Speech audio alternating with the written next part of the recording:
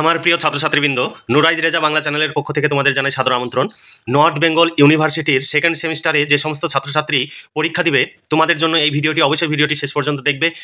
সেই সঙ্গে ভিডিওতে লাইক করবে এবং বন্ধুদের সঙ্গে শেয়ার করবে। নর্থ বেঙ্গল ইউনিভার্সিটি সেকেন্ড সেমিস্টারে হিস্টোরি মেজরের শর্ট প্রশ্ন অর্থাৎ 3, 6 এবং 12 মার্কের প্রশ্নের সাজেশন নিয়ে উপস্থিত হয়েছি। তোমরা ভিডিওটি শেষ পর্যন্ত দেখবে, কোনো রকম স্কিপ করবে না, তাহলে তোমাদেরই প্রয়োজনীয় ইনফরমেশন তোমরা জানতে পারবে না। দেখে নাও, তোমাদের ইউনিভার্সিটির নাম পরিষ্কার করে লেখা আছে North Bengal University second semester history major 2 short ও বড় প্রশ্নের সাজেশন এবং প্রশ্ন উত্তর। তোমরা যদি এই সাজেশন অনুযায়ী প্রশ্ন উত্তরের পিডিএফ কপি সংগ্রহ করতে চাও, 250 টাকা পেমেন্ট করতে হবে। 3, 6 এবং 12 মার্কের প্রশ্ন এবং উত্তর কমপ্লিট পেয়ে যাবে। এটাই পিডিএফ কপি। এই পিডিএফ কপিটি তোমরা পাবে। তোমরা যদি সংগ্রহ করতে চাও, নিচে দেওয়া হোয়াটসঅ্যাপ নম্বরে যোগাযোগ করো, প্রয়োজনে ফোনে কথা বলে নাও। তারপরে তোমরা পেমেন্ট করে ফোনপে, গুগল পে, পেটিএম যে কোনো অনলাইন ট্রানজ্যাকশনের মাধ্যমে এই নাম্বারেই পেমেন্ট করতে হবে। পেমেন্টের রিসিভ কপিটা তোমাদের হোয়াটসঅ্যাপে সেন্ড করতে হবে। আমাদের হোয়াটসঅ্যাপ নাম্বার যেটা নিচে দেওয়া রয়েছে, এই হোয়াটসঅ্যাপ নাম্বারে তোমার হোয়াটসঅ্যাপ নাম্বার থেকে রিসিভ কপিটি পাঠাতে হবে। অথবা রিসিভ কপির অন্য মোবাইল থেকে যদি পেমেন্ট করো, তোমার যদি নিজের ফোনপে, গুগল পে যদি না থাকে, অর্থাৎ অনলাইন ট্রানজ্যাকশনের ব্যবস্থা যদি না থাকে, অন্য যে কোনো নাম্বার থেকে পেমেন্ট করে সেই পেমেন্টের সাকসেসফুল মেসেজটির পুরো ছবিটা তোমার হোয়াটসঅ্যাপ নাম্বার থেকে তুলে আমাদের এই হোয়াটসঅ্যাপ নাম্বারে পাঠাবে। তাহলেই তোমাকে এবং তুমি তোমার নিজের ইউনিভার্সিটির নাম, সেমিস্টার এবং ইতিহাস মেজর এটি উল্লেখ করে দেবে। তার আগে অবশ্যই মেসেজ করে জেনে নেবে তোমার বিষয়ের নোটস আছে কিনা, তারপরে পেমেন্ট করে পিডিএফ কপি সংগ্রহ করতে পারবে।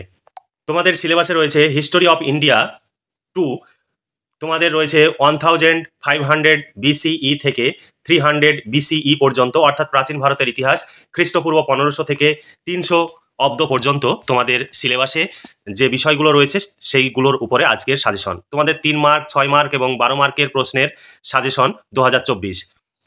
এখানে দেখো তোমাদের সিলেবাসে কি রয়েছে, সেই সিলেবাসটিও এখানে পরিষ্কারভাবে তুলে দেওয়া রয়েছে। তোমরা তোমাদের সিলেবাসটি দেখে নিতে পারো।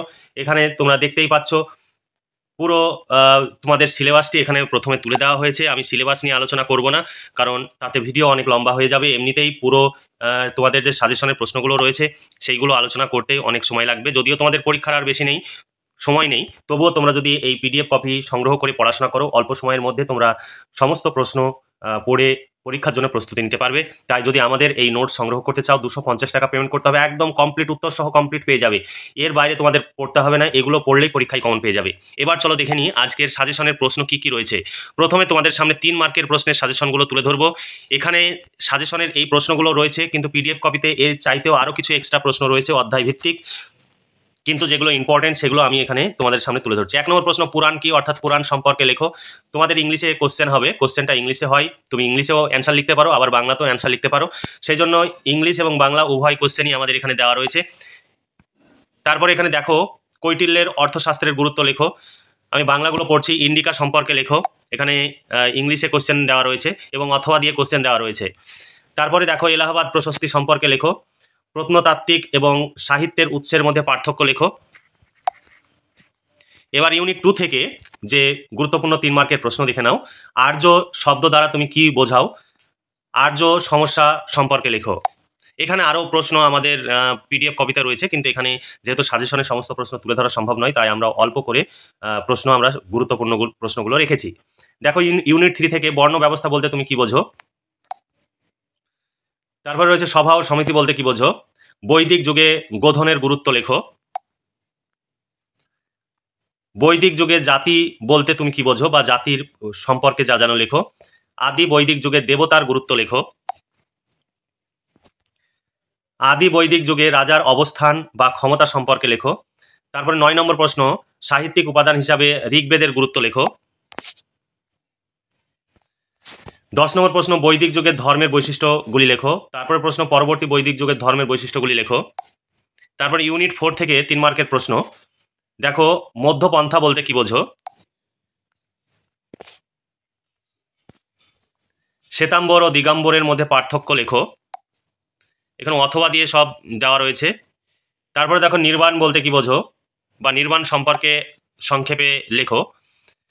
বৌদ্ধ ধর্মের অধ্যয়নের মূল উৎস সম্পর্কে লেখো। তারপরে ইউনিট 5 থেকে তোমাদের কোশ্চেন। ইউনিট 5-এ কি কোশ্চেন রয়েছে দেখো। মহাজন পদ বলতে কি বোঝো। তোমাদের কোন প্রশ্নটি কত সালে পড়েছে সেটিও উল্লেখ রয়েছে। মহাজন পদে ষোড়শ মহাজন পদের নাম লেখো। তারপরে 6 নম্বর 6 ইউনিট থেকে তোমাদের কোশ্চেন, PGW বলতে কি বোঝো, মেগালিথিক সংস্কৃতি বলতে কি বোঝো, লৌহ যুগের গুরুত্ব লেখো। এখানে আরো প্রশ্ন আছে। PDF কপিতে এখানে সাজেশনে এত প্রশ্ন তুলে ধরা সম্ভব নয় বলে আমরা অল্প প্রশ্ন দিয়েছি, কিন্তু PDF কপিতে প্রত্যেকটি অধ্যায় থেকেই কোনো অধ্যায় থেকে 10টি, কোনো অধ্যায় থেকে 15টি এইভাবে কোশ্চেন অ্যান্সার রয়েছে। তোমরা চাইলে PDF কপিটি সংগ্রহ করে নাও। 250 টাকা পেমেন্ট করতে হবে। 3, 6 এবং 12 মার্কের প্রশ্ন এবং উত্তর কমপ্লিট পেয়ে যাবে। তোমরা নিচে দেওয়া হোয়াটসঅ্যাপ নাম্বারে যোগাযোগ করো। তোমরা এই নাম্বারেই তোমাদের পেমেন্ট করতে হবে, ফোনপে, গুগল পে বা পেটিএম বা অনলাইন যে কোনো ট্রানজ্যাকশনের মাধ্যমে। তোমাদের টাকা মার যাওয়ার কোনো ভয় নেই। আমাদের কাছে নোটস সংগ্রহ করলে তোমাদের অর্থ এবং সময়ের সাশ্রয় হবে। তোমরা যদি আমাদের কাছ থেকে বেশি পরিমাণে নোটস সংগ্রহ করো, কারণ আমাদের এই নোটস তৈরি করতে প্রচুর খরচ হয়, সেই খরচ যদি আমাদের উঠে আসে, পরবর্তী সেমিস্টারে আমরা তোমাদের সমস্ত পেপারের নোটস তৈরি করার চেষ্টা করব। তবে তার জন্য তোমাদের আগ্রহ প্রয়োজন। তোমরা যদি বেশি পরিমাণে আমাদের রিকোয়েস্ট করো এবং তোমাদের কি কি লাগবে সেগুলো যদি বেশি পরিমাণে আমাদের হোয়াটসঅ্যাপে মেসেজ করে জানাও, তাহলে আমরা পরবর্তী সেমিস্টারে তোমাদের সমস্ত পেপারের নোটস তৈরি করার অবশ্যই চেষ্টা করব। আর আমাদের কাছ থেকে নোটস সংগ্রহ করলে তোমাদের অর্থ এবং সময়ের সাশ্রয় হবে। তোমাদের এই সমস্ত নোটস সংগ্রহের জন্য বিভিন্ন জায়গায় ছোটাছুটি করার প্রয়োজন হবে না। প্রচুর অর্থ ব্যয় করে তোমাদের কোচিং সেন্টারে দৌড়াদৌড়ি করারও প্রয়োজন হবে না। ঘরে বসে সমস্ত রকমের তোমরা সহযোগিতা পাবে এবং টিচিং মেটেরিয়ালস পেয়ে যাবে। এখানে দেখো 6 ও 12 মার্কের প্রশ্ন উত্তর, ইউনিট 1। দেখো এখানে এবার পরপর আমি সেই কোশ্চেনগুলো বলছি। এখানে প্রথমে ইংলিশে কোশ্চেনগুলো রয়েছে, তারপরে বাংলা কোশ্চেন দেওয়া রয়েছে। দেখো, ভারতের ইতিহাসের উপাদান হিসাবে সাহিত্যিক উপাদান ও প্রত্নতাত্ত্বিক উপাদানের পার্থক্য লেখো। 2 নম্বর প্রশ্ন, প্রাচীন ভারতের ইতিহাস রচনায় সাহিত্যিক উপাদানের গুরুত্ব আলোচনা করো। এখানে তোমাদের সুবিধার জন্য বাংলা ইংলিশ উভয় কোশ্চেন দেওয়া রয়েছে এবং অথবা দিয়ে রয়েছে।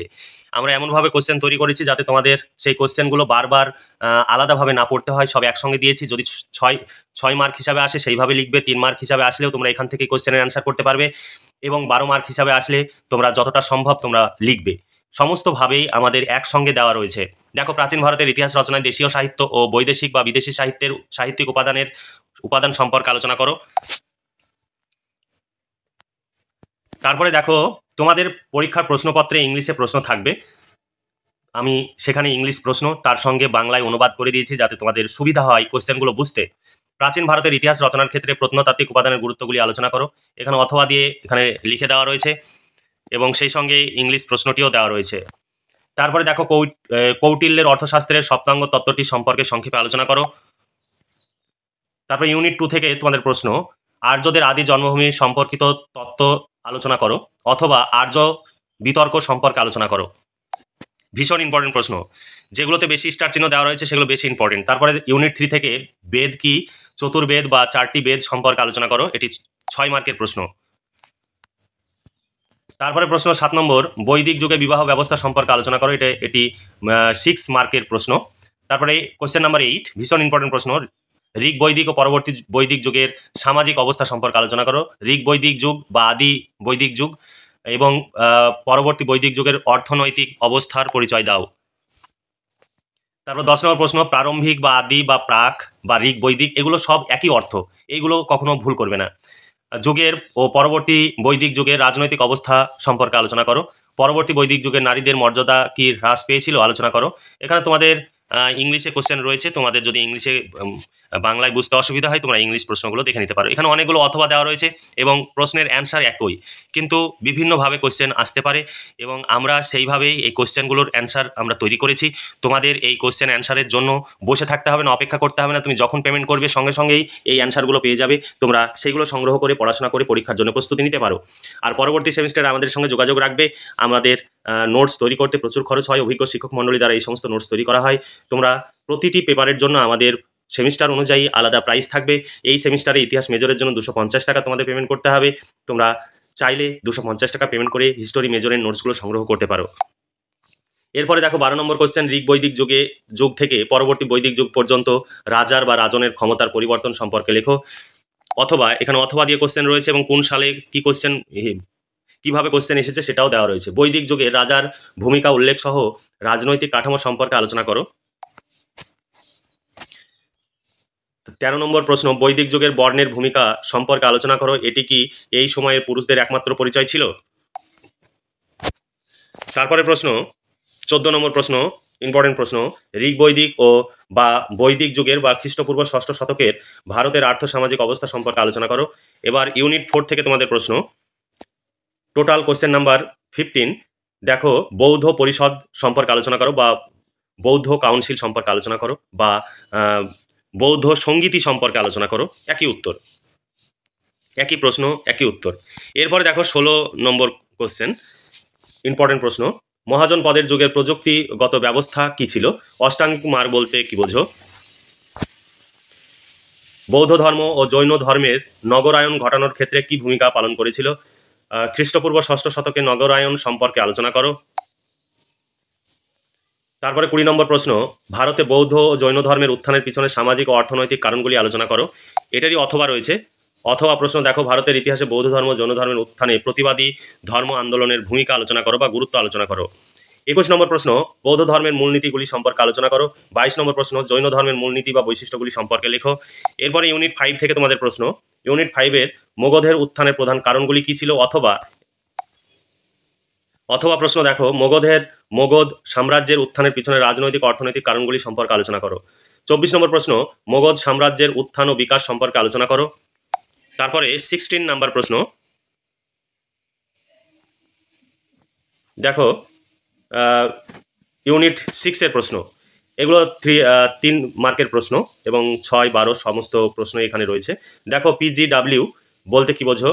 NBPW সম্পর্কে লেখো। তারপরে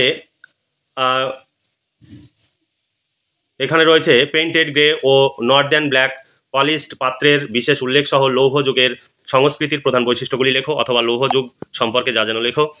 তারপরে 28 নম্বর প্রশ্ন, মেগালিথিক সংস্কৃতি সম্পর্কে সংক্ষেপে আলোচনা করো।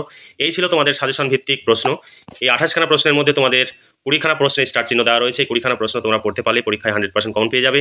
তোমরা 3 মার্ক, 6 মার্ক এবং 12 মার্কের প্রশ্ন উত্তরে যদি PDF কপি সংগ্রহ করতে চাও 250 টাকা পেমেন্ট করতে হবে, কমপ্লিট পেয়ে যাবে। এর বাইরে প্রশ্ন উত্তর না পড়লেও চলবে, তোমরা সমস্ত প্রশ্নই পরীক্ষায় কমন পেয়ে যাবে।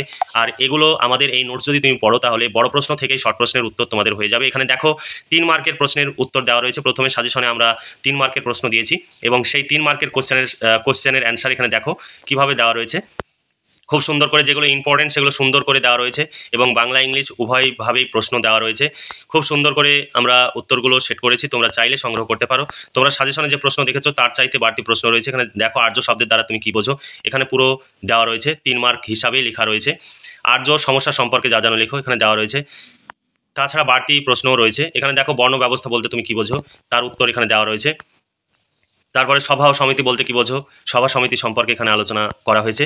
পুরোটাই কম্পিউটার টাইপ, এখানে হাতে লেখা বা বইয়ের ছবি তোলা নয়, কারণ আমাদের এই পুরোটাই আমাদের কম্পিউটারে টাইপ করা হয়, তার জন্য টাইপিস্ট রয়েছে।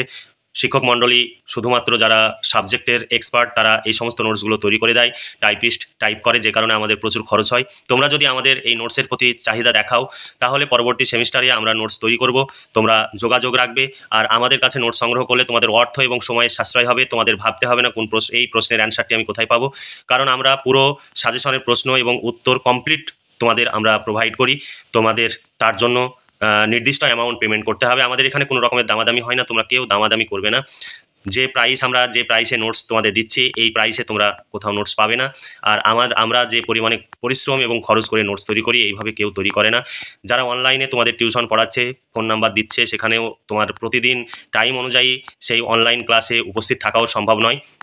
আর আমাদের কাছে নোটস তুমি যদি সংগ্রহ করে নাও, ঘরে বসে পড়াশোনা করবে এবং পরীক্ষার জন্য প্রস্তুতি নিবে, তার জন্য তোমার নির্দিষ্ট সময়ের জন্য অপেক্ষা করতে হবে না, সেখানে তোমাদের প্রচুর খরচ হবে। আমাদের এই নোটস একসঙ্গে তুমি গুছিয়ে পেয়ে যাচ্ছ। আর তুমি যদি অনলাইন ক্লাস করতে যাও বা অন্য কোনো কোচিং সেন্টারে যাও তার জন্য প্রচুর সময় এবং অর্থ ব্যয় হবে। সেটা না করে তোমরা আমাদের কাছ থেকে এই নোটসগুলো সংগ্রহ করে নাও, তোমরা ঘরে বসে পরীক্ষার জন্য প্রস্তুতি নিতে পারবে। কোনো যদি সামান্য কোনো প্রবলেম হয় বা PDF সংক্রান্ত কোনো সমস্যা হয় আমাদের সঙ্গে ফোনে কথা বলে নিতে পারবে, সেই সমস্যাগুলো আমরা সমাধান করে দেব। তাহলে আজকে এই পর্যন্তই। তোমরা ভালো থেকো, সুস্থ থেকো এবং খুব ভালোভাবে পড়াশোনা করে পরীক্ষার জন্য প্রস্তুতি নাও। এই শুভকামনা জানিয়ে আজকের ভিডিওটি এখানেই সমাপ্তি ঘোষণা করছি।